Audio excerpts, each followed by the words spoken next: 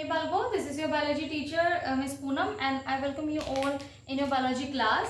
So we are continuing the chapter number 6 from your NCERT book class 10, that is life processes. We were talking about respiration. हम respiration start कर चुके थे, and in our previous class we were talking about the human respiratory system. So today we will continue this topic with the transportation of gases and breathing mechanism. Okay, so first of all let's start transportation of gases. Transportation of gases. Okay बच्चों, in this process what type of gas we need? Oxygen. We need oxygen for respiration, for performing cellular respiration, right? And after cellular respiration or during cellular respiration, one another gas is produced as a byproduct. What is that? Carbon dioxide. हमारे लिए जो कि waste है. So we need to remove that from our body. So these two things, the need of oxygen and removal of carbon dioxide, both is performed through the transportation system of your body. तो उसको आप पढ़ते हैं transportation of gases में. तो पहली चीज यहाँ पे बच्चों जो गैसेस का या फिर आप व्हीकल बोल दें, आप ब्रीथ कर रहे हैं, ऑक्सीजन ले रहे हैं, मैं पहले भी क्लास में बता चुकी है, पिगमेंट प्रेजेंट होता है. देयर इज अ पिगमेंट जो कि आपका कहाँ है. एक तो पहली बार ट्रांसपोर्टेशन किससे हो रहा है? आपकी ट्रांसपोर्टेशन सिस्टम से हो रहा है. अच्छा, ट्रांसपोर्टेशन सिस्टम से क्यों हो रहा है बच्चों? जो ऑर्गेनिज्म मल्टीसेलुलर होते हैं, जिनकी बॉडी कॉम्प्लेक्स होती है, जिनके लार्ज बॉडी है, तो क्या है, उनके बॉडी में डिफ्यूजन इनफ नहीं होगा to perform this process. Transport करने के लिए गैसेस को क्या होगा, सफिशिएंट नहीं होगा डिफ्यूजन. ठीक है, तो इसीलिए आपके इन बॉडीज में या इन ऑर्गेनिज्म में जिनकी बॉडी क्या है, कॉम्प्लेक्स और लार्ज है, उन बॉडी में एक अलग से सिस्टम होता है जिसको ट्रांसपोर्टेशन कहते हैं, जो ट्रांसपोर्ट करती हैं आपकी डिफरेंट थिंग्स को ट्रांसपोर्ट किया जाता है थ्रू आउट योर बॉडी. तो उसी में से आपकी गैसेस भी आती हैं. आपकी जो ट्रांसपोर्टेशन सिस्टम है वो हेल्प करता है आपके गैसेस में भी, गैस के ट्रांसपोर्ट करने में भी. तो ब्लड आपका क्या है, ट्रांसपोर्टेशन सिस्टम है. ब्लड में ऐसी क्या चीज है जो हेल्प करेगी? ब्लड में है आरबीसीज, और आरबीसीज में ही है आपकी रेस्पिरेटरी पिगमेंट, जिसको आप बोलते हैं हीमोग्लोबिन.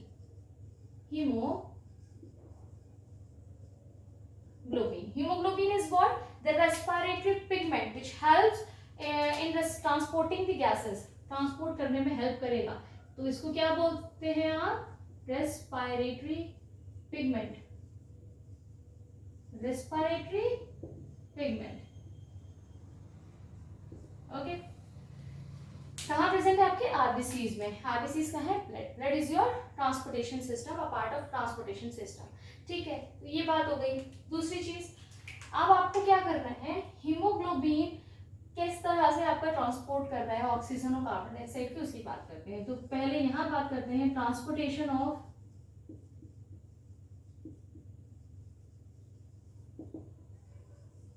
ऑक्सीजन.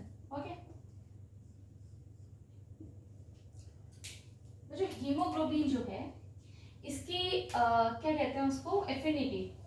एफिनिटी क्या है? जो बाइंडिंग कैपेसिटी है या एबिलिटी है किसी मॉलिक्यूल की, उसको आप एफिनिटी बोल रहे हैं यहाँ पर, या बाइंडिंग एफिनिटी बोल देते हैं हम. तो बाइंडिंग एफिनिटी ऑफ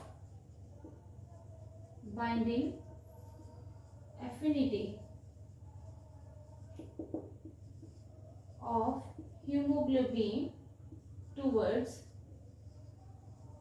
ऑक्सीजन क्या है आपकी? ग्रेटर है या हाई है. मतलब haemoglobin shows greater binding affinity towards oxygen. Haemoglobin क्या कर रहा है?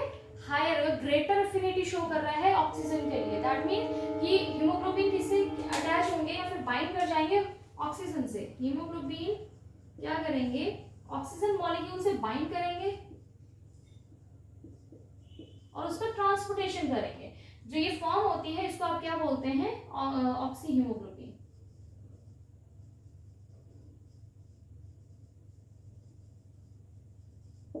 ओके, हीमोग्लोबिन जब कंबाइन करता है ऑक्सीजन मॉलिक्यूल से. अच्छा, हीमोग्लोबिन क्या है? 4 मॉलिक्यूल ऑफ ऑक्सीजन से कंबाइन कर सकता है, या एक हीमोग्लोबिन आपका 4 ऑक्सीजन मॉलिक्यूल को अपने बाइंड करेगा अपने मॉलिक्यूल से और उसको ट्रांसपोर्ट करेगा, ठीक है। तो ये तो आपका ट्रांसपोर्टेशन हो गया ऑक्सीजन का, राइट। बात अगर हम करते हैं बच्चों कार्बन डाइऑक्साइड की,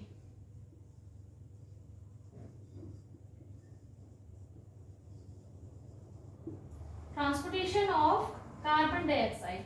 so carbon dioxide shows less affinity in comparison to oxygen with hemoglobin. Means hemoglobin shows less affinity relatively shows less affinity towards carbon dioxide than oxygen. Oxygen के लिए ज्यादा। इस तरह से मानो जो हीमोग्लोबिन है ना, उसकी दोस्ती बहुत जिगरी वाली दोस्ती है, किसके साथ है? ऑक्सीजन के साथ है।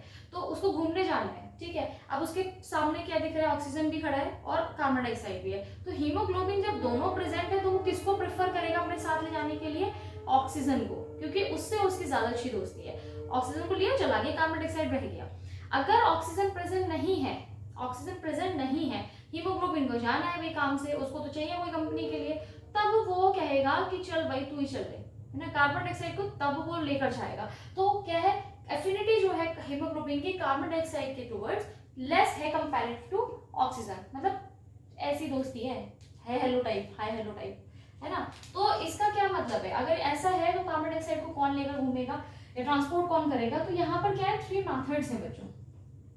जो कार्बन डाइऑक्साइड है वो 3 मेथड से आपके क्या हो रहा है? ट्रांसपोर्ट किया जा रहा है। एज ए सॉल्युबल फॉर्म, या फिर ऐसे ही आपके लिख दो आप एज ए कार्बन डाइऑक्साइड में प्लाज्मा में ऐसे ही सॉल्युबल होगी और मूव करती है, ठीक है। दूसरा है विद हीमोग्लोबिन, विद हीमोग्लोबिन। इसका जो परसेंटेज है वो है 7%, इसका है 23%। मतलब क्या है?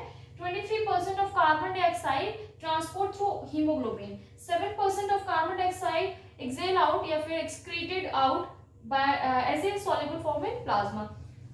जो लास्ट में 70% है, 70% एज बाइकार्बोनेट,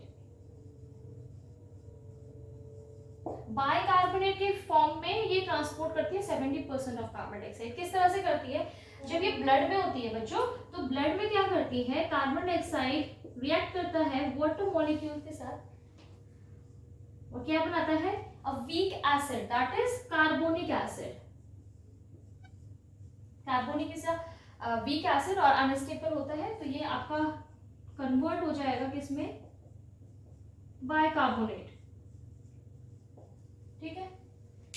इस प्रोसेस को कौन कैटेलाइज कर रहा है? Carbonic anhydrase, very important enzyme, ठीक है। ये क्या है? क्या बोला था मैंने, क्या होता है ये?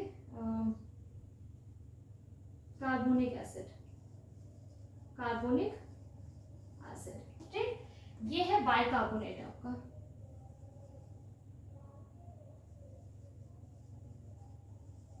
बाइकार्बोनेट, ऐसे बाइकार्बोनेट आपका कार्बन डाइऑक्साइड मूव कर रहा है ब्लड में, वो इस फॉर्म में आपका क्या करेगा? ट्रांसपोर्ट करेगा, लंग्स तक पहुंचेगा, फिर ये रिएक्शन रिवर्ट हो जाएगी, आपकी रिवर्स हो जाएगी और कार्बन डाइऑक्साइड आपकी बॉडी से बाहर एक्सेल आउट कर दिया जाएगा। तो आप समझ रहे हैं ट्रांसपोर्टेशन हो कैसे रहा? ऑक्सीजन का थ्रू हीमोग्लोबिन, ऑक्सी हीमोग्लोबिन की फॉर्म में, और आपका ट्रांसपोर्टेशन कार्बन डाइऑक्साइड का मोस्टली आपका किस फॉर्म में हो रहा है? एज ए बाइकार्बोनेट आयन, ठीक है। यहाँ पर आपका ये क्वेश्चन बन सकता है बच्चों कि एक हीमोग्लोबिन कितने मॉलिक्यूल के साथ बाइंड कर सकता है? तो 4 मॉलिक्यूल ऑफ ऑक्सीजन, ठीक है। 4 मॉलिक्यूल के साथ एक हीमोग्लोबिन मॉलिक्यूल, या फिर एक हीमोग्लोबिन क्या है? 4 मॉलिक्यूल को लेकर ट्रांसपोर्टेशन करता है। So this is about the transportation of gases. अब इसको हम रिप्रेजेंट कर दें एक थ्रू डायग्राम और एक रिप्रेजेंटेशन के थ्रू, जिससे आपको पता चलेगा कि एल्वियोलाई और बॉडी सेल्स तक किस तरह से ट्रांसपोर्ट किए जा रहे हैं, वो देखते हैं हम लोग। ओके बच्चों, नाउ लेट्स सी कि किस तरह से आपका मूवमेंट हो रहा है। तो ये हम बना लेते हैं एल्वियोलाई, ठीक।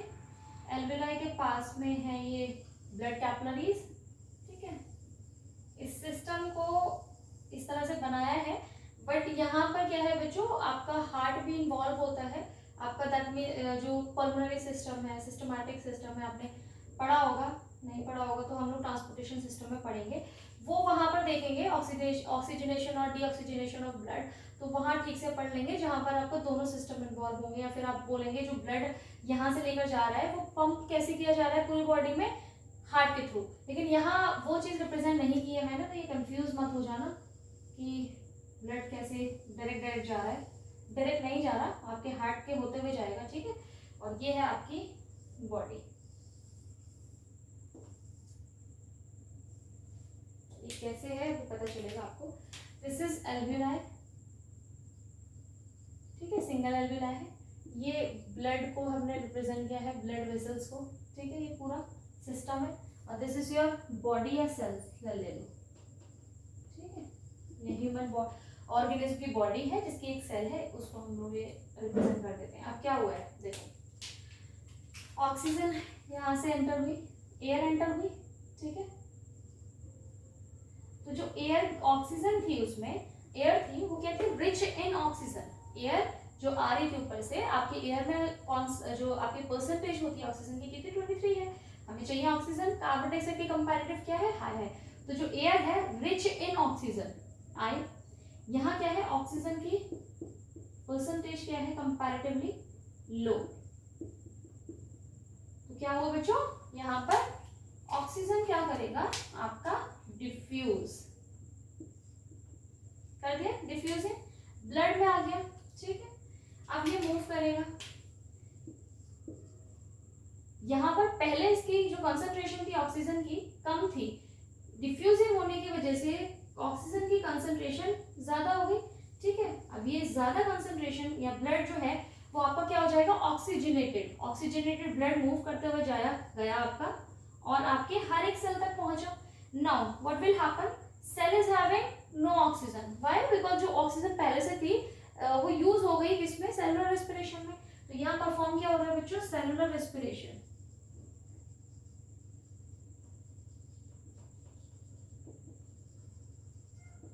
ठीक है, ब्रेकिंग ऑफ फूड। ऑक्सीजन क्या हुआ, यहाँ पर ऑक्सीजन की जो परसेंटेज थी कंपैरेटिव टू ब्लड, ब्लड क्या हुआ, ऑक्सीजनेटेड लो है, तो ऑक्सीजन क्या कर दी जाएगी, डिफ्यूज इन सेल में, डिफ्यूज कर दी गई। Now it will use in cellular respiration, after और during cellular after cellular respiration carbon dioxide is released, okay. Now the percentage या concentration of carbon dioxide here is more in comparative to this blood. Blood में तो है ही नहीं अभी ना, कहाँ से बनेगी, कोई ना कहीं से ब्लड की, ब्लड में ब्लड का कंपोनेंट नहीं है, वो सिर्फ ट्रांसपोर्टेशन का पार्ट होता है, इसीलिए उसमें आपको ब्लड में आपको ये गैसेस मिलती हैं, ऐसे बन नहीं रही है, फिर ब्लड का कोई पार्ट नहीं है, ठीक है। तो ये कार्बन डाइऑक्साइड आपके ब्लड में क्या होगी, नहीं है, या फिर लो अमाउंट में है।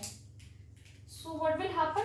Now this carbon dioxide will diffuse from blood, from cell to blood. ठीक है, अब आपका जो ब्लड है वो आपका क्या हो जाएगा, इसका जो कार्बन डाइऑक्साइड का उसमें परसेंटेज है वो बढ़ जाएगा, कंसंट्रेशन बढ़ गई आपके ब्लड में। Now your blood is what, अच्छा ब्लड यहीं पर आपका डीऑक्सीजनेटेड हो गया, ऑक्सीजन जब निकाल ली या फिर डिफ्यूज कर दी गई सेल्स में, तो ऑक्सीजन नहीं रही आपके पास, ब्लड के पास। Now the blood is called as deoxygenated blood. यहाँ के बाद आपका ब्लड क्या हो जाता है, deoxygenated, और यहाँ आपके एडिशन से जो आपका ब्लड का ऑक्सीजन का एडिशन हुआ है, कैसे यहाँ से लेते हैं, जो ऑक्सीजन यहाँ पर ऐड हो रहा है इसकी वजह से आपका ब्लड क्या हो जाएगा बच्चों, oxygenated, okay. Now this blood will move towards the lungs, ठीक है।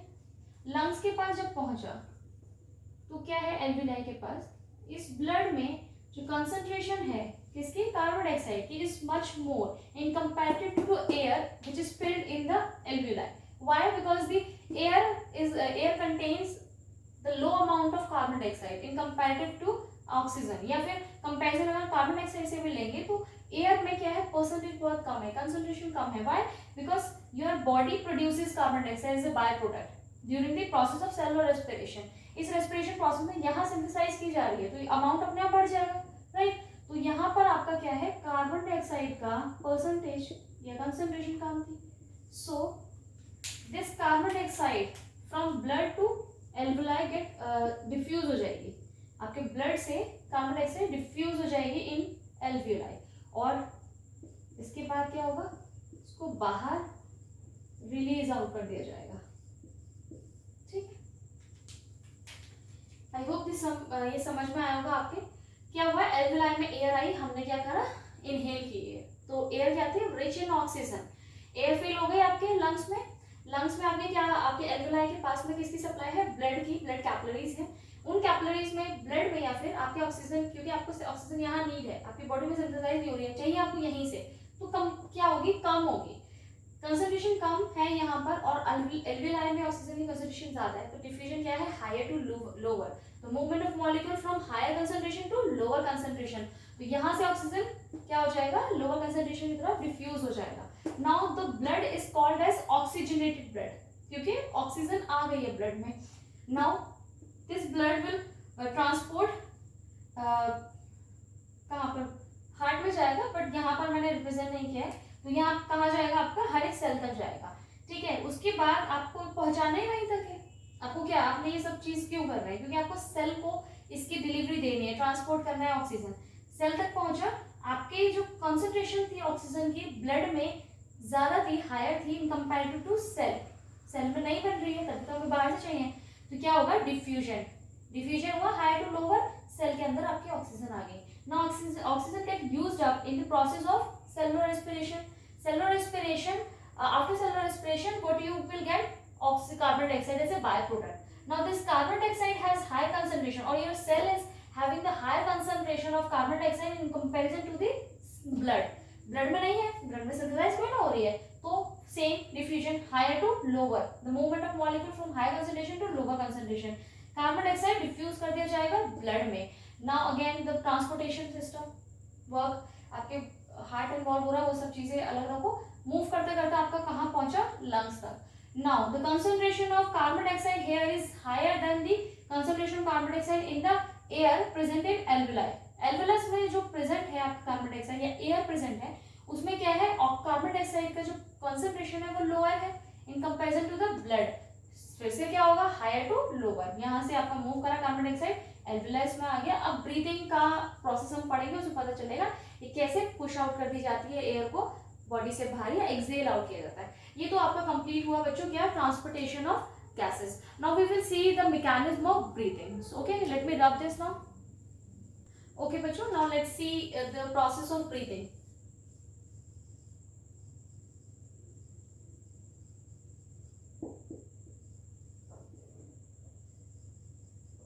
क्या है breathing, it is a physical process. क्या है बच्चों, ये फिजिकल प्रोसेस है।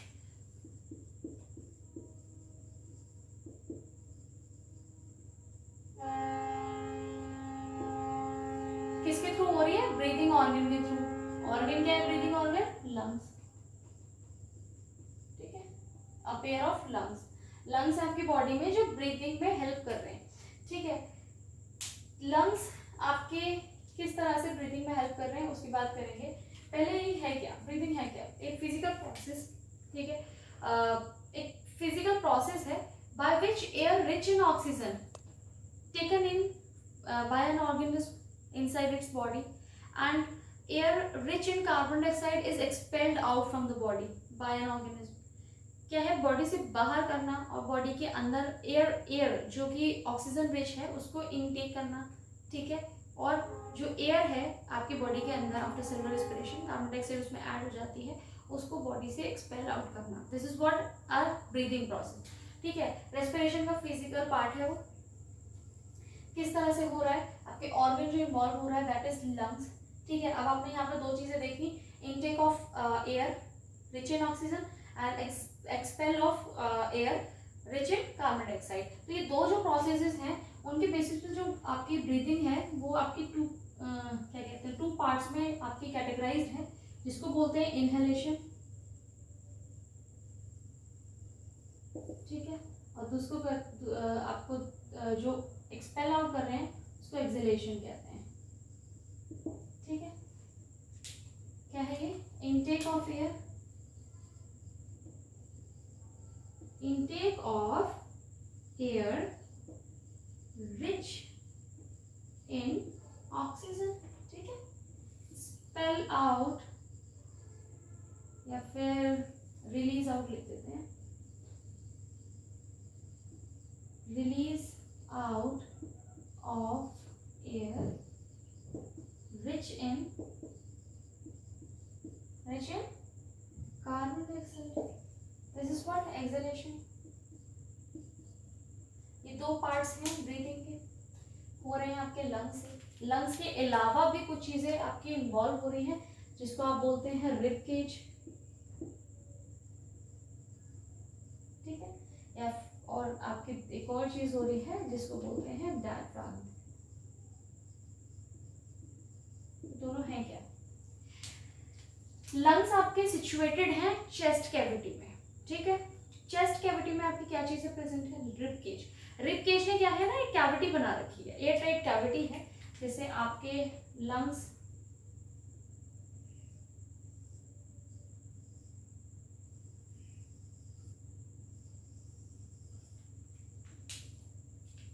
यहां पर क्या है ना बच्चों,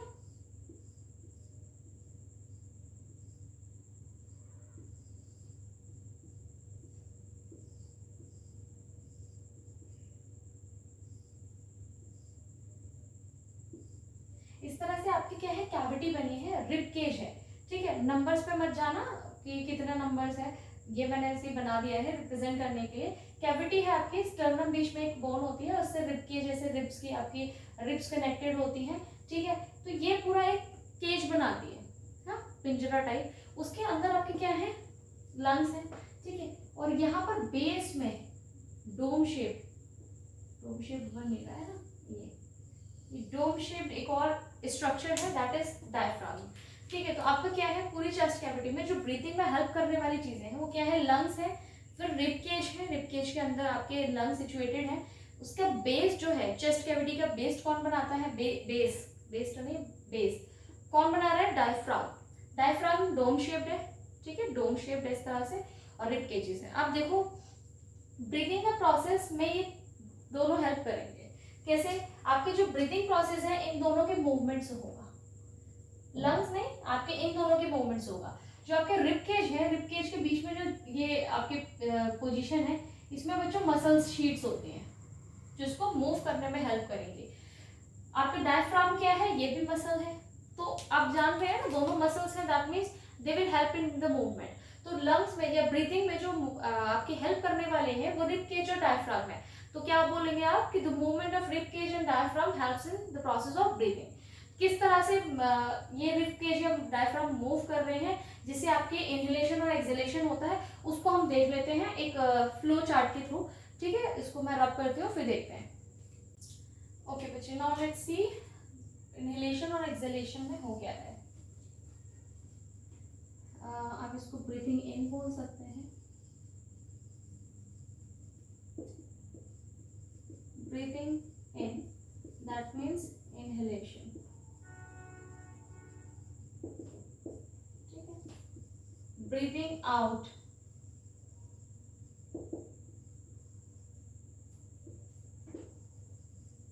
दैट मीन्स एक्सहेलेशन, ठीक है। ये दो प्रोसेसेस हो रही है। रिब केज, क्योंकि ब्रीथिंग क्या है, the movement of rib cage and diaphragm, उसकी वजह से आपकी क्या है, ब्रीथिंग का प्रोसेस या मैकेनिज्म परफॉर्म किया जा रहा है। तो इन दोनों को ही हम लेंगे। क्या हो रहा है बच्चों, जब रिब केज एंड डायफ्राम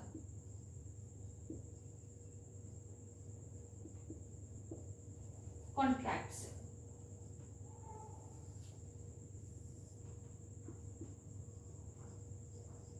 क्या होगा, कंट्रैक्शन होगा।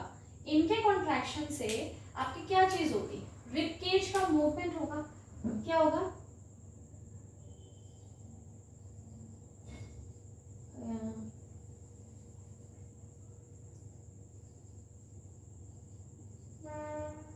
Upward plus outward. अपवर्ड मतलब ऊपर और आउटवर्ड मतलब बाहर। ऊपर और बाहर की तरफ मूव करेंगे आपकी रिब केज, अभी देखेंगे कैसे, ठीक है। ये क्या करेंगे, आपकी rib cage movement of rib cage या रिब केज का मूवमेंट आपका कैसे होगा, अपवर्ड एंड आउटवर्ड, आपके डायफ्राम क्या हो जाएंगे, डाउनवर्ड।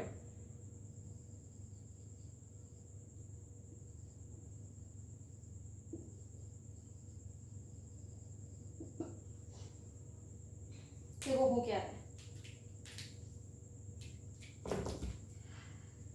ये आपकी रिब केज है, ठीक है, ये डायफ्राम है, ऐसे ही ले लेते हैं, ये क्या है, रिब केज है, और ये डायफ्राम है। डायफ्राम क्या है, डोम शेप्ड है, डोम शेप्ड हो गया, ठीक है, आराम से सिचुएटेड है। और इसके इधर की साइड में क्या है, रिब केज के पास में यहाँ है लंग्स, ठीक है। पहले हम देखते हैं रिब केज का मूवमेंट, फिर हम देखेंगे डायफ्राम का। रिब केज क्या है, अभी अभी रिलैक्स पोजीशन में है, ठीक से आराम से है, कोई आपके जो लंग्स और आपके क्या है रिब केज के बीच में कोई स्पेस नहीं है, ठीक। अब क्या हुआ, हमने क्या करा, इनहेल किया, तो आपके इनहेलेशन में क्या होगा, movement of rib cage. Rib cage कैसे होगा, कॉन्ट्रैक्ट करा, कॉन्ट्रैक्शन की वजह से क्या हुआ, upward and outward movement. Upward मतलब ऊपर और आउटवर्ड मतलब बाहर की तरफ, ठीक है। क्या करा, अपवर्ड ऊपर करके और बाहर की तरफ मूव करा जब रिब केज ने, तो क्या स्पेस यहाँ पर क्रिएट हुआ, ठीक है, स्पेस क्रिएट हुआ। अब यहीं पर आपका जो लंग्स के पास में और रिब केज के बीच में है, स्पेस मिल गया आपकी लंग्स को। सेम अब आपका नीचे जाते हैं हम, यहाँ पर लंग्स है, ये रिब केज में निकल गया। अब आपका क्या है, डोम शेप का जो क्या है डायफ्राम है, वो कंट्रैक्ट करेगा तो क्या होगा, डाउनवर्ड मूवमेंट। डाउनवर्ड मतलब ऐसे फ्लैटन हो जाएगा। अब क्या है, फ्लैटन होने की वजह से इधर से भी आपको स्पेस मिल गया, किसको, लंग्स को। लंग्स क्या करेंगे, आप एक्सपेंड करेंगे, लंग्स क्या करा, एक्सपेंड करा, ठीक है, एक्सपेंड करने की, क्योंकि उनको स्पेस मिल गया रिब केज के थ्रू, रिब केज मूवमेंट के थ्रू और डायफ्राम मूवमेंट के थ्रू। रिब केज का मूवमेंट क्या था, आउटवर्ड, आउटवर्ड और आउटवर्ड और अपवर्ड, ठीक है, अप हुआ और आउटवर्ड मूवमेंट के थ्रू स्पेस क्रिएट हुआ, जिसमें लंग्स ने एक्सपेंड करने की जगह मिल गई लंग्स को।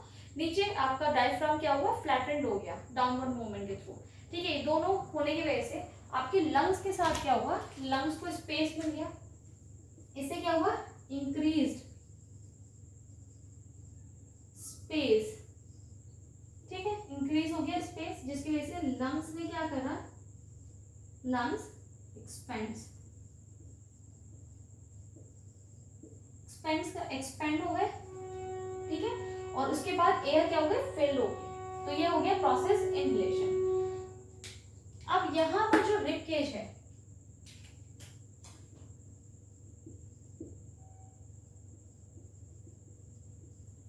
और आपका डायफ्राम है, वो क्या होगा बच्चों, यहाँ कॉन्ट्रैक्ट हुआ है तो यहाँ रिलैक्स होगा, मतलब रिलैक्स हो गया, तो सारी चीजें जो मूवमेंट हुआ था वो अपनी पोजीशन पे आ जाएंगी। तो पोजीशन पे अपने आने का मतलब क्या है, जो ये अपवर्ड मूवमेंट हुआ था वो क्या हो जाएगा, इनवर्ड हो जाएगा, आउट हुआ था वो डाउन हो जाएगा, ठीक है। तो क्या है, ये अपवर्ड था, क्या हो जाएगा बच्चों, डाउनवर्ड मूवमेंट। आउटवर्ड हुआ था तो इनवर्ड हो जाएगा, बाहर निकला तो अंदर होगा ना फिर, तो इनवर्ड मूवमेंट हो जाएगा,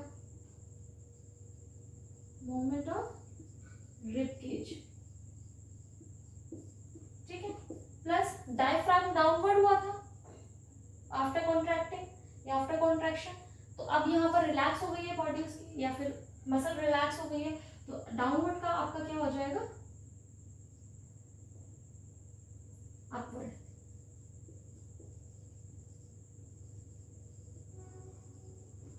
ठीक है। स्पेस क्या हो जाएगा, यहाँ इंक्रीज हुआ था, यहाँ पे स्पेस क्या हो जाएगा, decrease,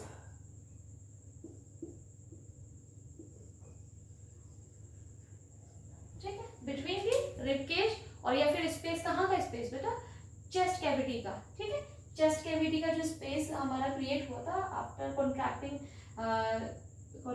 contraction of muscles in rib cage और डायफ्राम, तो उसके बाद में आपका क्या है, स्पेस जब वो रिलैक्स हुआ तो जो स्पेस था वो डिक्रीज हो जाएगा, जो पुरानी पोजीशन थी, ओरिजिनल था वही आ जाएगा आपका, तो लंग्स क्या हो जाएंगे, श्रिंक कर जाएंगे, lungs shrink to its original position,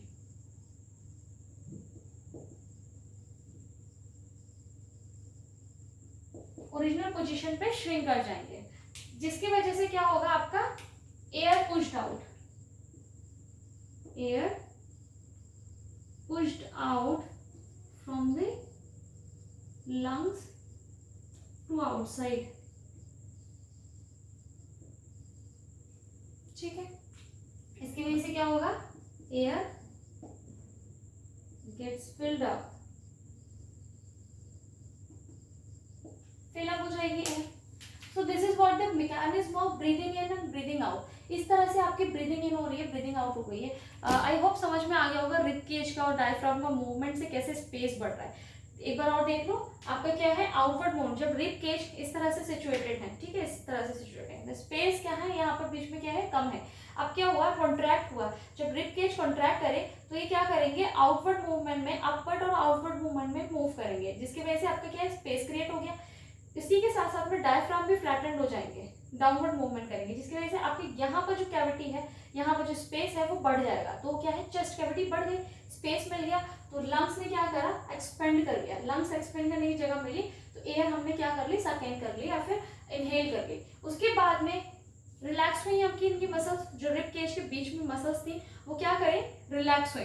relax होने के साथ साथ में कैसा मूवमेंट हुआ, डाउनवर्ड और इनवर्ड, ठीक है, डाउन हुई और इनवर्ड हुई। और जो आपकी ये जो फ्लैटेंड हो गई थी आपका क्या डायफ्राम, वो क्या हो जाएगा, डाउनवर्ड अपवर्ड मूवमेंट से क्या हो जाएगा, अपनी ओरिजिनल पोजीशन पे आ जाएगा, जिसकी वजह से यहाँ जो कैविटी थी जहाँ पे लंग सिचुएटेड है वो क्या हो जाएगी, कम हो जाएगी, डिक्रीज हो जाएगी, जिसकी वजह से जो एयर है वो पुश्ड आउट कर दी जाएगी लंग से बाहर, जिसको आप क्या कहते हैं, एक्सहेलेशन, ठीक है।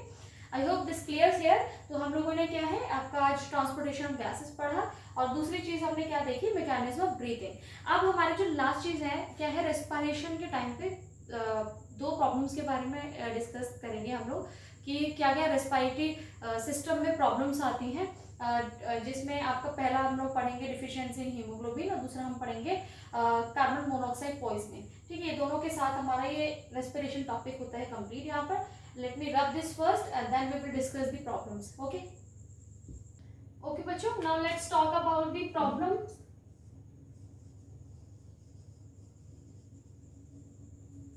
Occur in organisms relating respiration.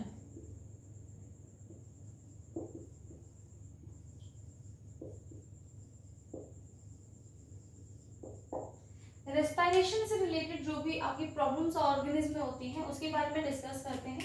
The first problem is what, deficiency of haemoglobin. Deficiency of haemoglobin.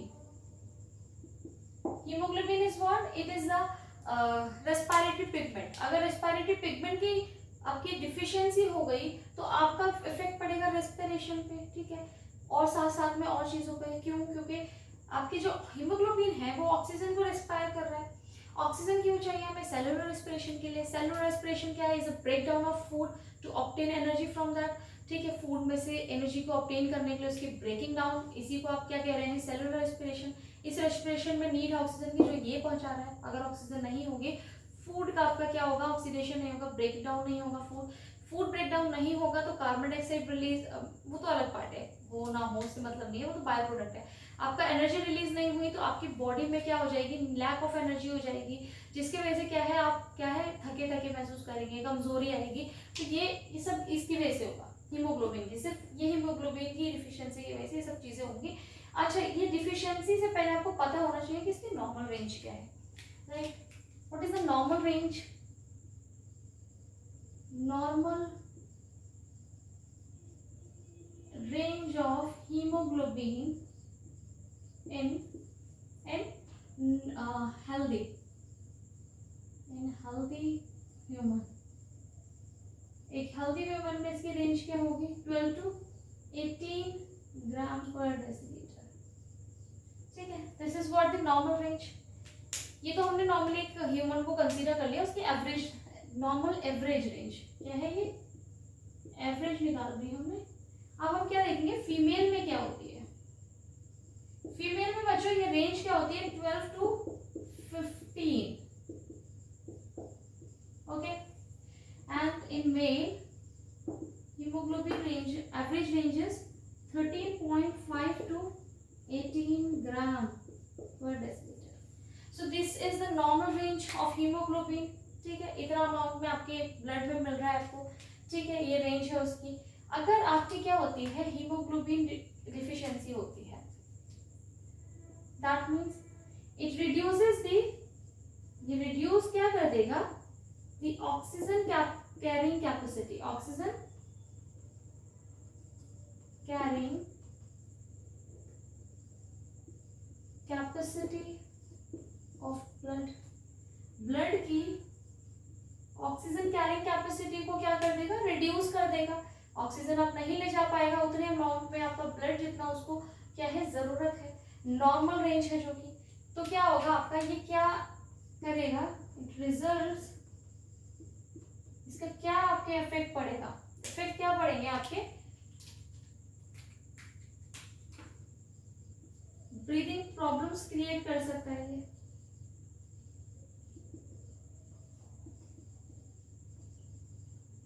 Body को एनर्जी नहीं मिलेगी है ना, तो ब्रीदिंग रेट फास्ट हो जाएगा, ब्रीदिंग फास्ट करने लगेगा in order to obtain more oxygen, ठीक है, उसकी वजह से ब्रीदिंग प्रॉब्लम्स क्रिएट हो सकती हैं।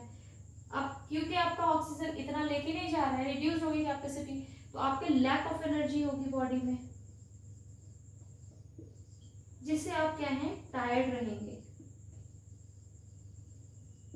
ठीक है। These are the consequences of the deficiency of haemoglobin, ठीक है। I hope this clears here. अब हम दूसरी प्रॉब्लम के बारे में बात करते हैं, जो कि आपकी क्या है, कार्बन मोनोऑक्साइड पॉइजनिंग, ठीक है। तो let me rub this. Okay बच्चों, now let's talk about the, इसके बारे में बात करें,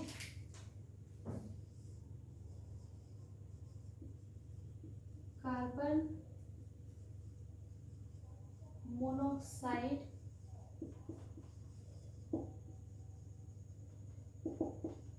पॉइजनिंग, ठीक है।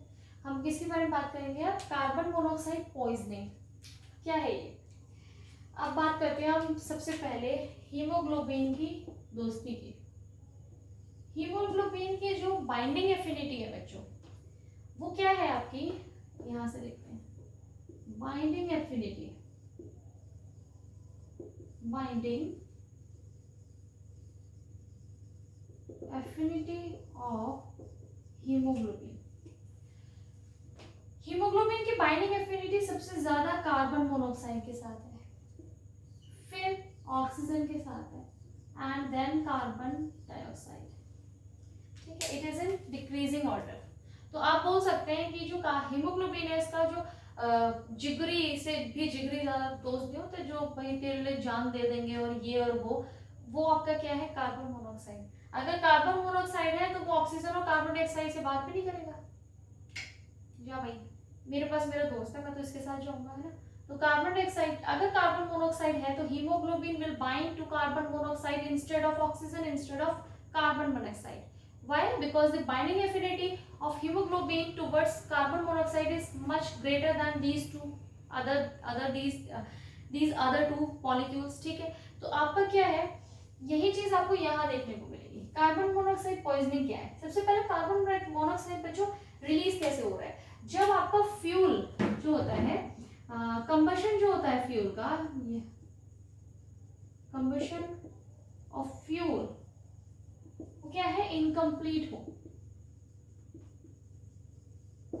या फ्यूल जो बर्न हो रहा है वो इनसफिशिएंट अमाउंट ऑफ एयर में बर्न हो, जो एयर है वो इनसफिशिएंट हो। कैसे होती है, जब आप किसी क्लोज कंपार्टमेंट में फ्यूल की बर्निंग हो रही है तो क्या है, एयर इनसफिशिएंट अमाउंट में है, बर्न हो रहा है फ्यूल, तो क्या हो जाएगी, एयर उसको उतनी नहीं मिलेगी।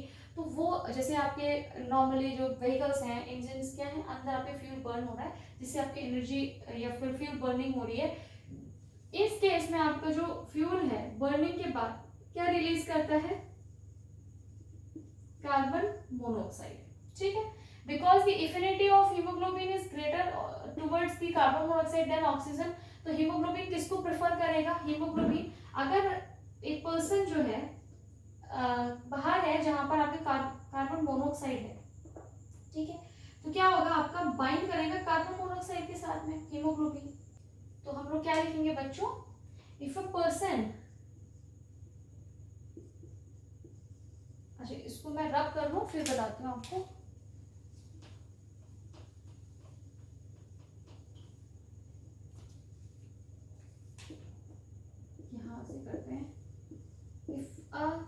person inhale कार्बन मोनोऑक्साइड, अगर किसी पर्सन ने कार्बन मोनोऑक्साइड को इनहेल कर लिया तो क्या होगा, उसकी जो ऑक्सीजन कैरिंग कैपेसिटी है वो कम हो जाएगी, या फिर आपके हीमोग्लोबिन जो है, haemoglobin strongly bind to carbon monoxide, जिसकी वजह से क्या हो जाएगा, प्रिवेंट द बाइंडिंग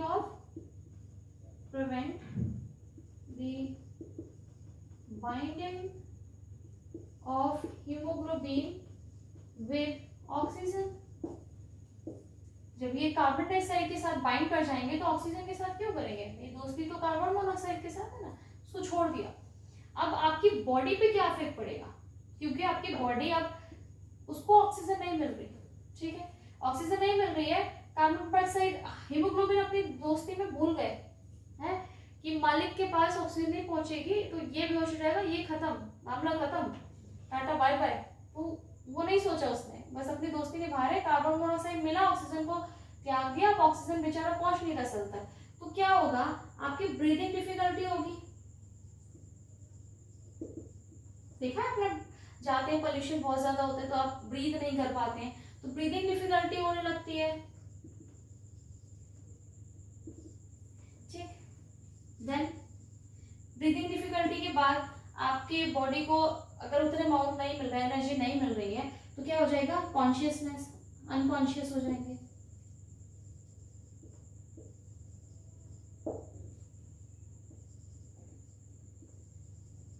अनकॉन्शियस हो जाएंगे, बेहोश हो जाएंगे, ठीक है।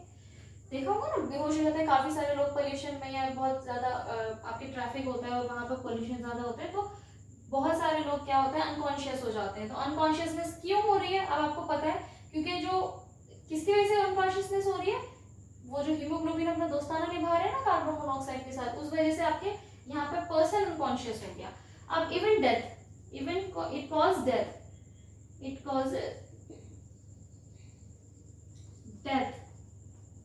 Due to oxygen starvation. इसका मतलब जब एक लंबे टाइम तक आपको मिल ही नहीं रही है ऑक्सीजन, लंबे टाइम तक, क्योंकि अब कार्बन डाइऑक्साइड आई जा रही है, हीमोग्लोबिन तो भूल चुके, ठीक है, कि हमें ऑक्सीजन को भी ट्रांसपोर्ट करना है, वो लेके कार्बन डाइऑक्साइड के साथ घूम रहे हैं, ट्रांसपोर्ट कर रहे हैं बॉडी के अंदर, लेकिन बॉडी को तो कार्बन मोनोऑक्साइड नहीं चाहिए ना, उसको चाहिए ऑक्सीजन। तो स्टारवेशन की वजह से जब पर्सन के पास एक टाइम तक आपके क्या है, ऑक्सीजन नहीं मिलेगी, आपके ब्रेन को भी चाहिए, तो क्या है, कोमा या फिर आपके जो डेथ है वो कॉज हो सकती है, because due to the carbon monoxide poisoning, ठीक है। So this is all about the problems occur in organism, और this is all about in respiration. यहाँ आपका रेस्पिरेशन कंप्लीट होता है बच्चों। आई होप आपको सब कुछ समझ में आ गया हो। In our next class or lecture we will start the process transportation. हम वहाँ ट्रांसपोर्टेशन की बात करेंगे, तब तक आप लोग न्यूट्रिशन और रेस्पिरेशन को रिवाइज करेंगे, इसको अच्छे से समझेंगे। कोई डाउट्स होंगे तो we will discuss in our Zoom class, ठीक है। Till then God bless you all, और पढ़ते रहो।